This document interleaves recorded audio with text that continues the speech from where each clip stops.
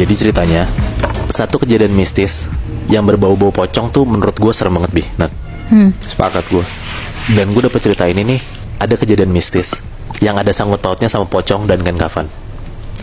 Ada satu keluarga yang tinggal di Jakarta tahun 2009-an. Mereka ini keluarga yang terbilang cukup bergelimang harta lah. Keluarga ini isinya ada bapak, ibu, dan satu anak. Nah, anak ini nih cewek masih kecil, umur sekitar 10 tahunan lah. Bapaknya kita sebut aja namanya Pak Adi, ibunya itu Bu Nunu, dan anaknya ini kita sebut aja namanya Septi. Jadi mereka ini bisa kaya raya, katanya karena bersekutu sama iblis, Bi. Nah, awalnya mereka ini nikah di tahun 1998. Mereka tuh melarat banget hidupnya. Pak Adi dan Bu Nunu nih kayak nggak ada kerjaan sama sekali, karena Pak Adi tuh kena PHK dari kantornya.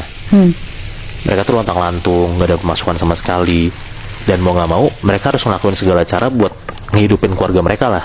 Ditambah Bu Nunu nih baru sadar, kayaknya tuh dia hamil, karena badannya mulai nggak enak dan udah telat mens. Oke. Saking capeknya dan pusingnya, Pak Adi nyari cara. Akhirnya dia kepikiran buat pakai ilmu hitam, biar dia bisa dapat uang yang banyak banget. Dia carilah orang tuh yang punya koneksi sama perdukunan atau hal mistis.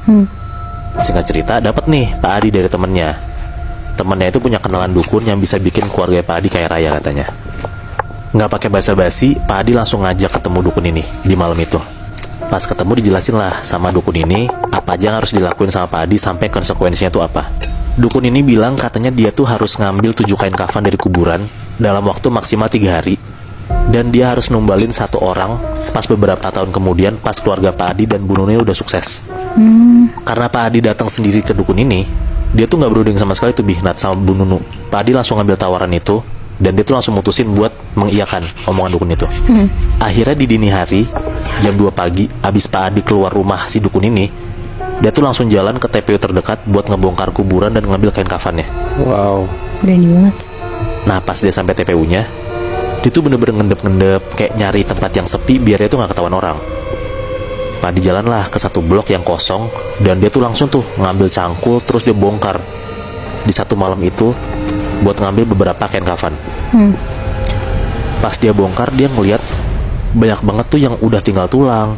Ada yang mayatnya masih kelihatan organnya sambil dimakanin ulet. Aduh. Pokoknya tuh apapun yang ada di depan dia tuh dia nggak peduli. Yang penting dia bisa ngambil kain kafannya terus cabut. Akhirnya dapatlah dia 7 kain kafan. Dia langsung tuh buru-buru ngebalikin tanah galiannya dan cabut. Hokinya tuh dia bener-bener nggak ketahuan sama sekali Bihnat. Pas lagi ngebongkar makam malam itu. Kan tadi gue bilang maksimal 3 hari kan sama dukunnya buat ngasih si kain kafan itu. Iya.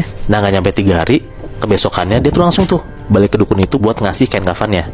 Akhirnya mulailah ritual-ritual yang macem-macem yang gue juga nggak dapet detailnya apa aja ritual yang dilakuin sama dukun ini. Intinya selama semalaman ini Pak Adi ngelakuin ritual itu, dan pas jam 3 pagi dia ngeliat 7 kain kafan yang dia curi. Itu tuh semua keisi sama uang banyak banget Bihnat. Jadi kayak semua usaha dia tuh works banget gitu loh. Dia tuh jadi kaya raya dalam semalam. Pulang ke rumah, Pak Adi tuh langsung ngebawa semua uang hasil ilmu hitam itu dan langsung dikasih lah ke Bu Nunu. Bu Nunu bener-bener kaget banget dan gak nyangka kayak suaminya tiba-tiba bisa bawa uang sebanyak itu yang tadinya melarat kan. Pak Adi ngomong terus terang lah akhirnya ke Bu Nunu, dia dapat uang itu dari mana. Semua dijelasin ke istrinya, tapi satu hal soal tumbal di beberapa tahun kemudian itu gak dijelasin sama Pak Adi. Bu Nunu kontra banget awal lebih soal hal ini. Tapi Pak Adi tuh bener-bener ngeyakinin istrinya dan ngejanjin kalau hidup keluarga mereka tuh bakal aman aja dan tentram banget. Sampai akhirnya Bu Nunu ngiyain tuh dan menerimalah semua usaha suaminya.